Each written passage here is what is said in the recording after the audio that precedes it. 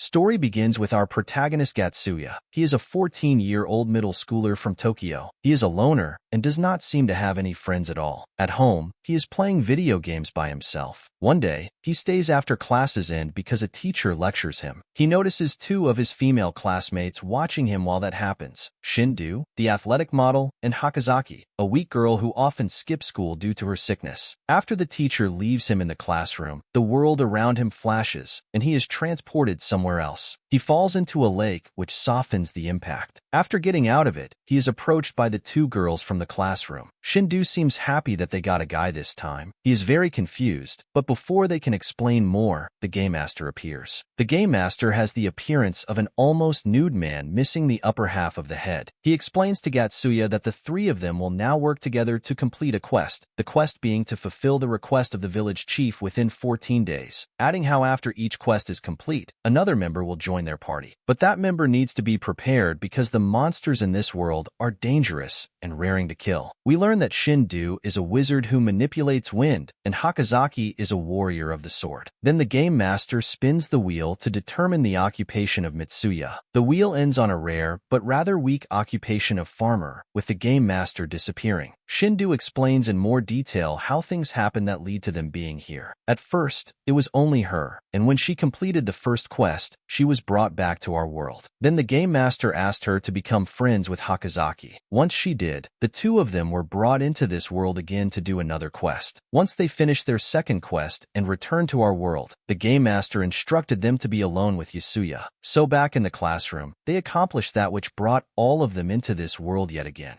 Shindou proceeds to explain to Yotsuya how to use his inventory, discovering that he only has a hoe and a sickle as weapons. Much to their dismay, Yotsuya ponders in his head if this world is like a game. Their party of three comes across a glowing green magic circle on the ground. Shindou tells Yotsuya that those are log points. Those points store scenes of events that happen nearby, and you can view those scenes by touching it. Yotsuya then activates the log point and sees a moment between Shindou and Hakozaki where Hakozaki was upset at herself for being useless in a fight. They stumble upon a group of goblins, and a fight breaks out. Yet, Surya quickly realizes that his weapons are not good for fights, as both the sickle and the hoe break when he uses them. Turning to his party members does not help him either. Shindou's wind magic only being strong enough to create a gentle breeze and Hakozaki being too scared to fight. Yet, Surya tries to pick up Hakozaki's sword, but it turns out they are not allowed to use any weapons that do not belong to their own occupations. And with a blow from the goblin, Yotsuya is killed. Although he gets revived a few moments later, Shindou explains how he has nothing to worry and that he will always be revived. After a few moments, Yotsuya decides to use that to their advantage and continues to throw himself at the goblins, not caring how many times he is brought down in the process. For his weapon, he uses the broken stick of his hoe. Eventually, all goblins are slain. Shindou explains to Yotsuya that if everyone in the party dies at the same time, it will die for real, and that once they clear a quest, they are allowed to ask the game master a single question. From the questions the two of them asked for their completed quests, they learn that they were chosen by someone they know from the future. Yotsuya goes to kill some more goblins while sorting his thoughts. Then he hears Hakozaki calling for him. Running to her, he sees her hand missing as she is laying on the ground. Before he can figure out what happened, a large monster appears behind some rocks, grabbing Shindou and eating her. Yasuo grabs Hakozaki and runs towards the nearby village. On the way, they see that Hakozaki's wound is not healing, stating how it is probably because it got eaten by the monster. Realizing that this means Shindou will not revive either, the two of them enter the village. In the village, they learn that the request of the village chief is to slay that exact monster, which turns out as a troll. Yet Surya decides to go train on his own, leaving Hakozaki behind in the village so she would be safe. Even though the situation is dire, he is smiling, thinking how this place is more exciting than Tokyo. While training by killing some goblins, Yotsuya notices that Hakozaki has died as well. Rushing back towards the village, he sees is on fire. By the time he reaches the village, he cannot find anyone.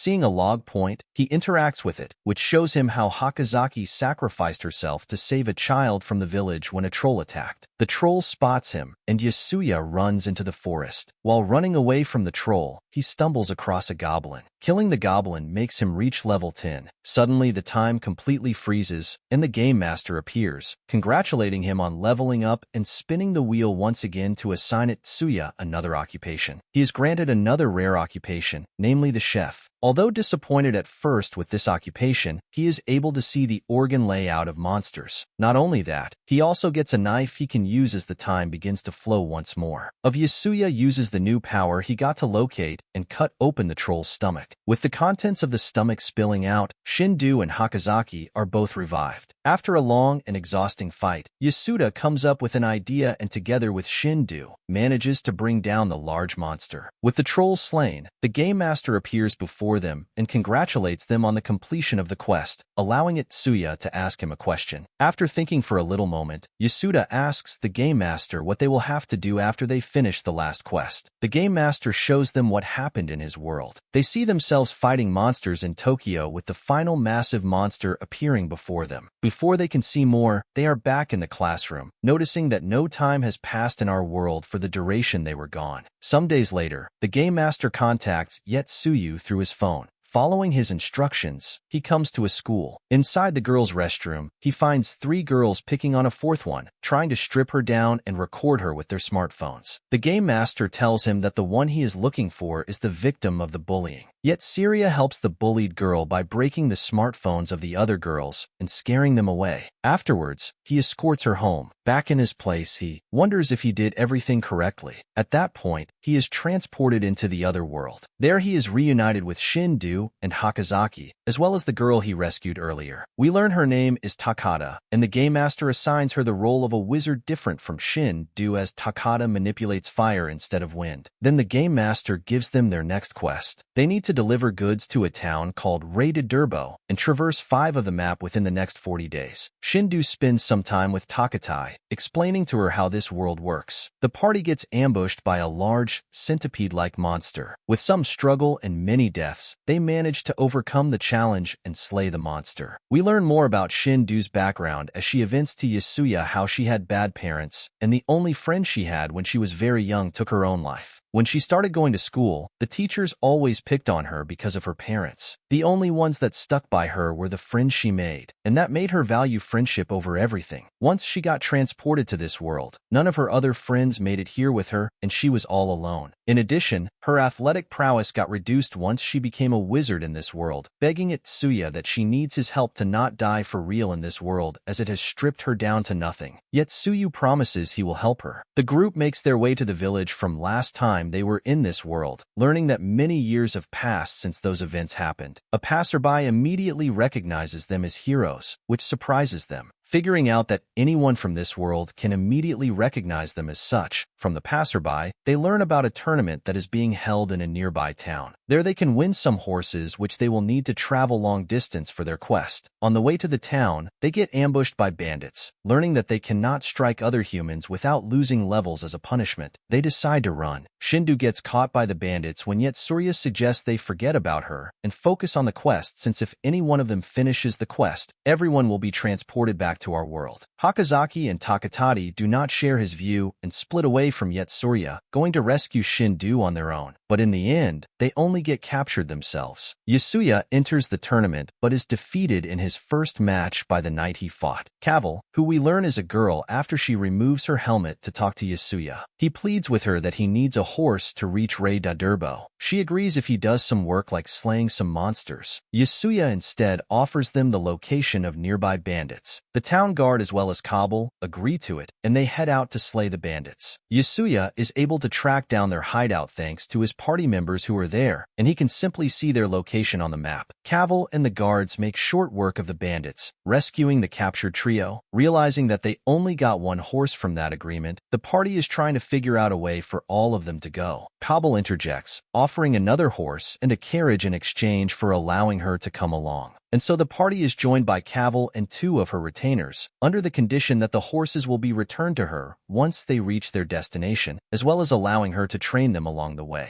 We learn more about Hakozaki's past. Thanks to the disease she was born with, she was always in poor health. That is why she instead focused on her studies, wanting to attend a medicine school so she would find a cure for the disease that plagues her and her mother. But now, in this world, she has witnessed death with violence becoming the most important skill. The party is being trained by Kabul as they travel towards Durbo. Along the way, they run across some goblins. In the fight, Hakozaki ends up killing one in self-defense. Although shaken up by the experience of taking a life, she slowly steels her mind, thinking of what she has to do to protect everyone and return home. As they journey on, they spot a few soldiers and civilians attacked by monsters. Thinking how those people might be the goods they are looking for to deliver for their quest, they rush to help them. The monsters are strong, resulting in Yotsuya and Hakozaki dying a few times. But with Kabul's help, they emerge victorious. This video ends here. Thanks for watching this part. If this video gets 200 likes, I'll know you guys want me to continue this series and soon upload the next part. The link to the video will be in the description and pinned down in a comment in the comments section. See you later.